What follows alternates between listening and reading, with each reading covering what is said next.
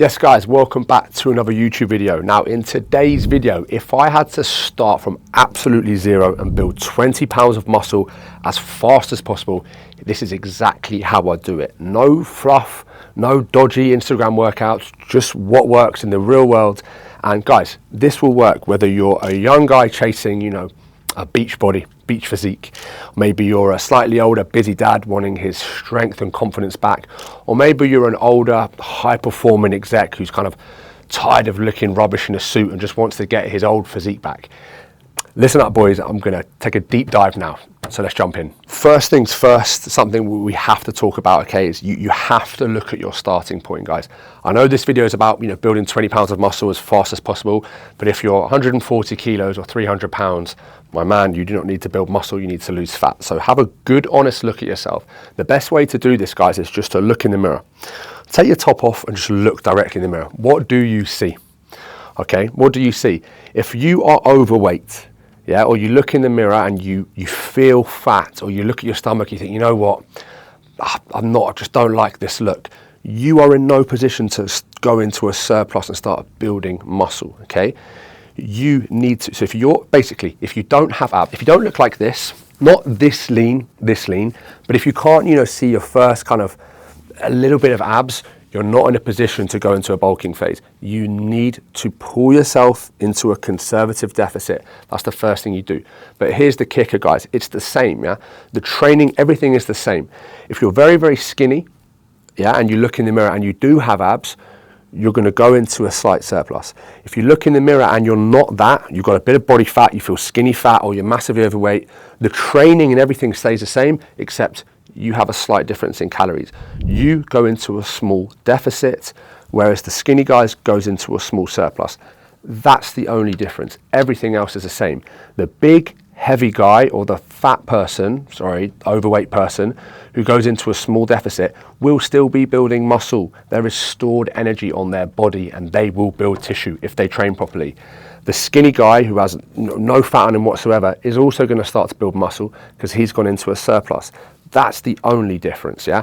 So just to quickly summarize, if you look at me, sorry to do it again, I am in a position to go into a gaining phase. I'm not crazy lean, but I'm also, if I pulled out a gut there, how am I going to go into a surplus for 12 weeks? What happens after 12 weeks if I've gone into that surplus?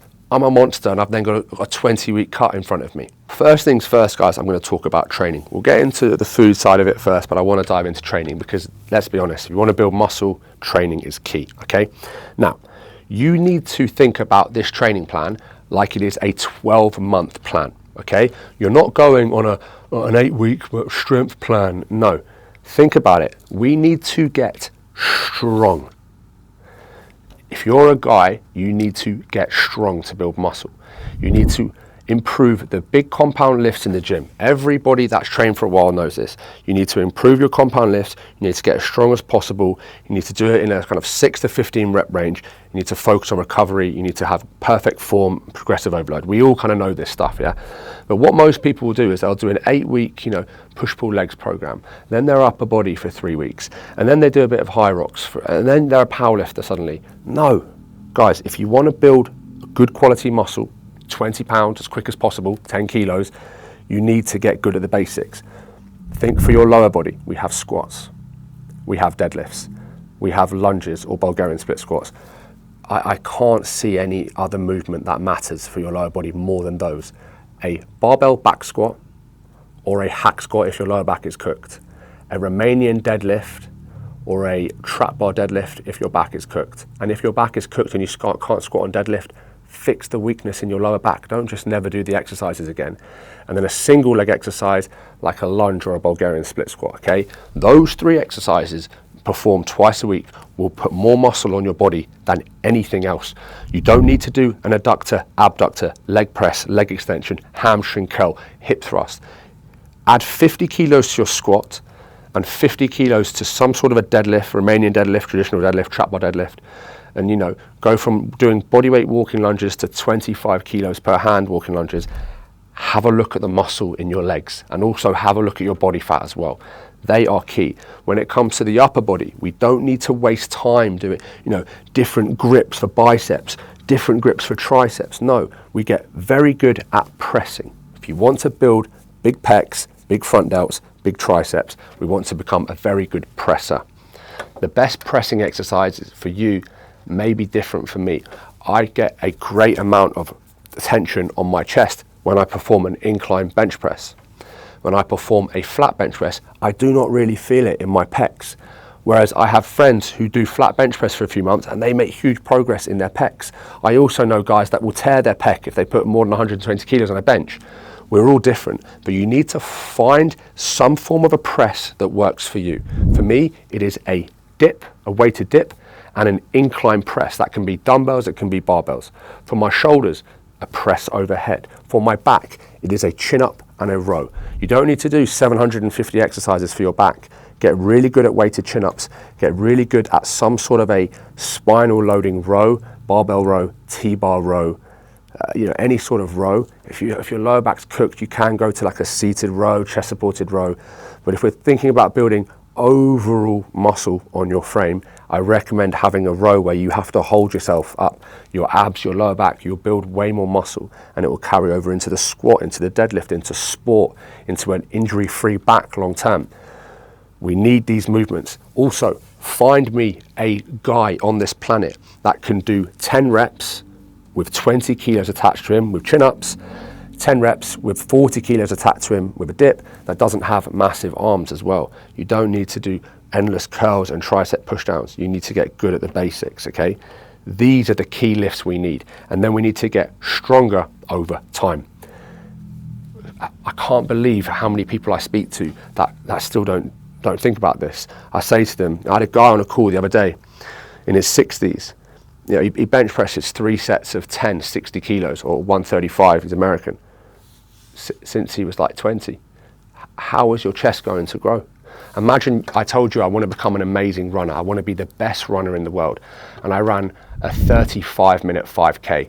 That's my time. And I did it 3 times a week for 20 years. And then 20 years later, I tell you, yeah, I run a 5K in 35 minutes. Why have I not tried to make it 34 minutes? Why have I not tried to speed up the run?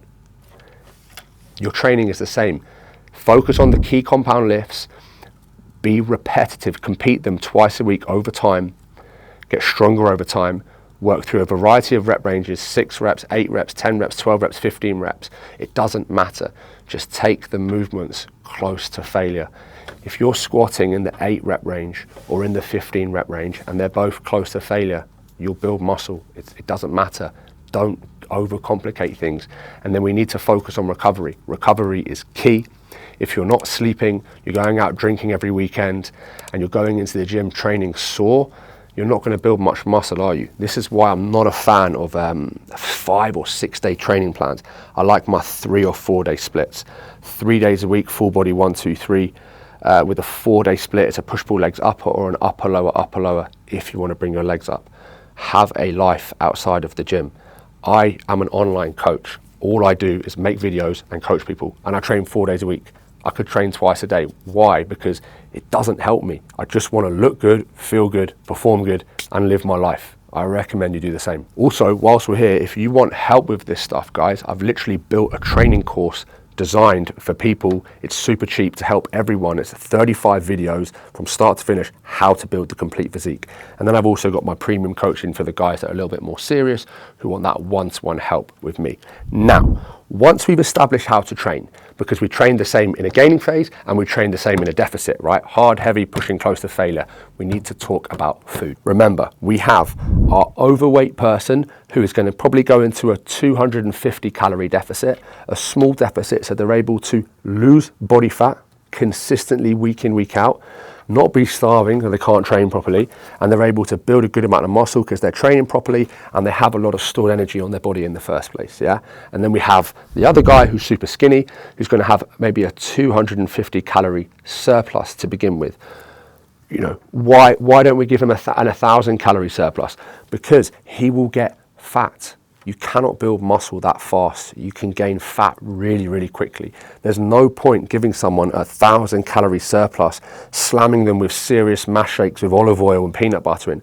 They will simply get fat too quick. You'll wreck their digestion, you'll wreck their appetite. They get too fat too quick, and they have to then go into a fat loss phase quickly after maybe 8 to 12 weeks, and they weren't able to build that much muscle. 8-week gaining phase, 6-week fat loss phase, 8-week gaining phase, 6-week fat loss phase. 1 year later, they look the same. We need a long gaining phase. That's how you build muscle. A long runway, meaning you start your calories low and you build up over time, giving yourself the longest time possible in the surplus, okay? In terms of breaking down macros as well, I'll just do this quickly. I've done many videos on this. Let's keep it simple, guys. About 1 gram of protein per pound of body weight. If you do 0.9, it doesn't matter. If you're going to comment and argue about it should be 1.1 grams, you're an idiot. 0.8, 1.2 grams, somewhere around there. I doubt it matters that much. That's your protein intake.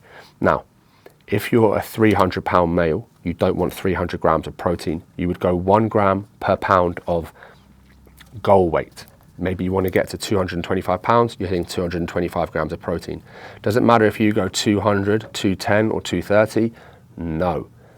You're massively overweight, that doesn't matter, just stick to your deficit, that's what matters, okay? Then we look at our fat content.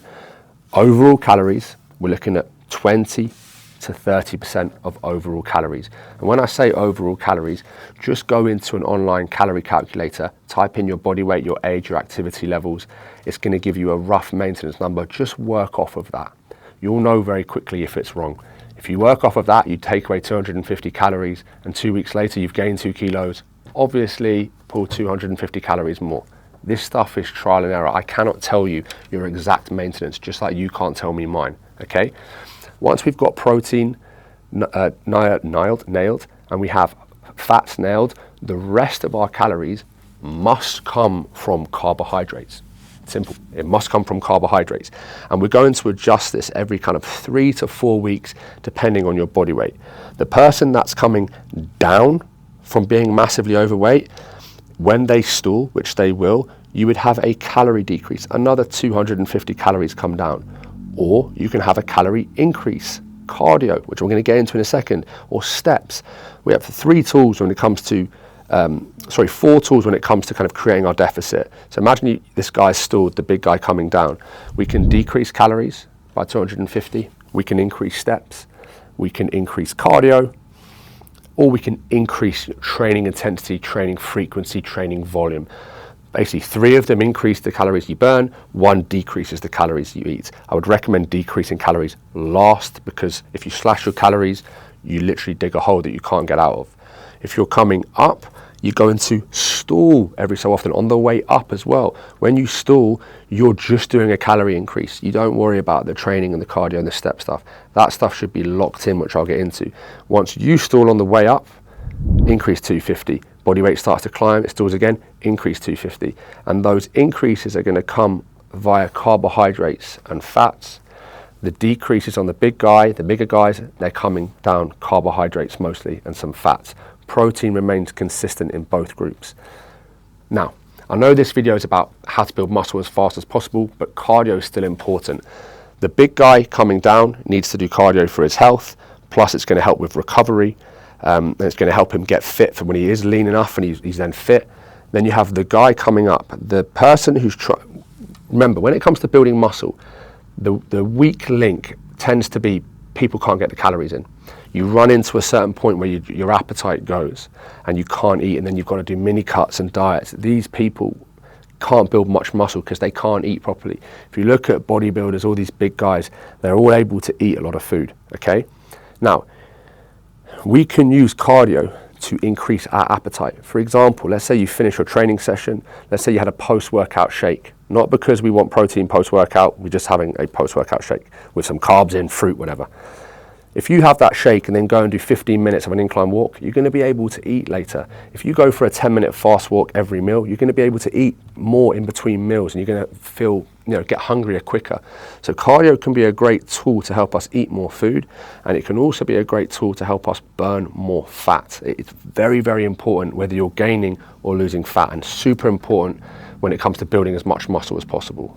Now, I want to go over some of the common mistakes that I've made so many times that I want you guys to avoid, which is dirty bulking. As I've kind of said before, if you're slamming pizzas, pastas, meal replacement shakes, it's not going to happen for you. Your bulk is going to be short-lived, and we cannot have a short-lived bulk. Another thing I want to talk about is program hopping every 5 minutes. You need to stick to the same plan. I've had the same training plan since January. I'm not going to change it. Why would I change it? Why would I swap out squats, deadlifts, dips, chins, presses? They make me build muscle. And when I'm dieting down, they help me keep my muscle. How are you going to build big pecs if you bench press on a Monday? Then on a Friday, you're doing flies. Then next Monday, you're doing a decline bench. Then Thursday after that, you're doing incline cable flies supersetted with decline cable flies. You need to stick to the same routine over and over again. It is repetitive, but that's how you build muscle. You get stronger at the basics, okay? And whilst we're here, if you stay on that same program for a long period of time, you will end up with really good form across these movements because you master them. We leave ego lifting at the door, which means we're not going to get injured. Injuries are a one-way ticket to ruining building muscle. Everyone gets injured. If you're nailing the same movement week in, week out, you will become a master of that movement. You're less likely to get injured. You know your numbers. You're not going to put too much weight on the bar. These are the people that end up getting very, very strong. Like, find me somebody that can squat 180 kilos for 10 reps, that doesn't have monstrous legs and a monstrous lower back and probably huge traps and great hamstrings and really strong knees and great ankle mobility. These guys have practiced that lift so many times. So how are you doing a leg press one week, a lunge the next week, hack squat the next week, pendulum the week after, then you're front squatting? You're never going to get anywhere. Another thing we need to talk about is under eating protein as well. So obviously when it comes to building muscle, it actually is carbohydrates that are very important. When it comes to when the calories get super high, protein stays consistent, right? But as you're coming down in body weight and as you're coming up in body weight, we need to have protein in there and consistent. It is a non-negotiable. It stays locked in. For me, I have about 200 grams of protein a day, every day, all the time. It doesn't change. It's very easy to do. Shakes, if you can't get it in, yogurts, meats, protein bars. If you don't get enough protein in, you will not recover in between your sessions. If you're not recovering in between your sessions, you're not going to build muscle. This whole video is about building muscle. And last but not least, sleep, guys, as well. Sleep is so important. Now, if a lot of you guys that watch this are in your 20s as well, I'm in my 30s, I've got guys in their 40s and 50s. If you are going out on a Saturday and you drink all night and you do not sleep, and then you do it on a Friday and a Saturday and you go back to back, it's over. It is over. You train hard Monday to Thursday, an all-nighter Friday, drink loads on Saturday, you don't eat anything on a Sunday because you're hungover. You've lost half the week.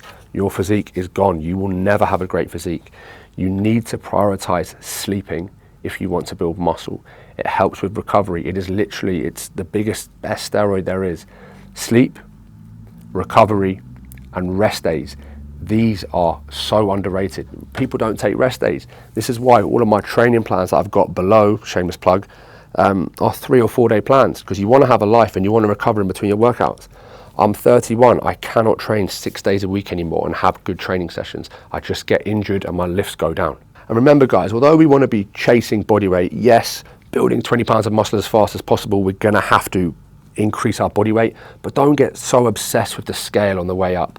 Get obsessed with the look. How do you feel? How do your clothes fit? Take progress pictures, okay? If you put on too much weight too quickly, you're going to have to go into a mini cut, okay? And these little fat loss phases, as good as they are for appetite control, the more time you spend in a deficit, the less time we build muscle, okay? We need to focus on not putting on much body fat at all, so that we don't have to spend much time in a deficit. If you do an 8-month bulk and put on 30 pounds, you have 20 pounds of fat to come off. That's going to take you 12 to 15 to 16 weeks. All that time in a surplus is wasted because you have to spend so much time in a deficit. The lean gaining phase is key. Unless you've got gear, steroids, unbelievable genetics, which if you're watching this video, you probably don't have all 3 of them, the lean gaining phase is for you. And last but not least, I want to go into supplements as well. Just spoke about gear, don't take gear. Talking of supplements, okay? We know protein's important, okay? So a good quality whey protein is there to supplement your day and your protein needs. You're better off eating, eggs, proper food, meat and stuff like that. But if you are on the go and you're very busy and your protein intake is down, it's nice to just slam 50 grams like that and it gets digested very quickly. Whey protein is great, and you might as well have creatine while you're there. 5 grams per day is plenty. If you're into like the whole brain health, 15, 20 grams now, the studies say, I just do 5 grams a day. It creates intramuscular fullness, it helps you get stronger. If creatine helps you look better, hold more water, lift more weight, it's going to help you build more muscle. It's so well documented, it's super safe. Protein, creatine, have it sat there by the kettle, done. And then if you're not a big fish eater, I'd recommend a good quality fish oil with a high dose of EPA and DHA. I think that's how you say it. 2,000-3,000 milligrams. Have a good quality fish oil there. Don't cheap out on it. It's like 50 quid, it'll last you a month. It's definitely worth it, or just eat some oily fish. And lastly as well, if you're living in the UK, which most of you are, I'd recommend a good quality vitamin D as well, with vitamin K2 in it for absorption. 5,000 IUs, 10,000 IUs a day. Everyone takes a different amount, but your best bet is to go and get some blood work done. I remember I was loading up with 10,000 IUs of vitamin D every single day because I thought that's what you need to do. I got my bloods done and I was in the unsafe, poisonous range. So now I live in Bali, obviously I don't really need it, but my best bet is get your blood work done. Anyway, guys, that is how I would build 20 pounds as fast as possible without getting super fat in the process. If you like this video, give it a like, subscribe, comment. If you want me to answer your questions, just leave me a comment. That's all I do in the new studio. And I'll see you in the next one.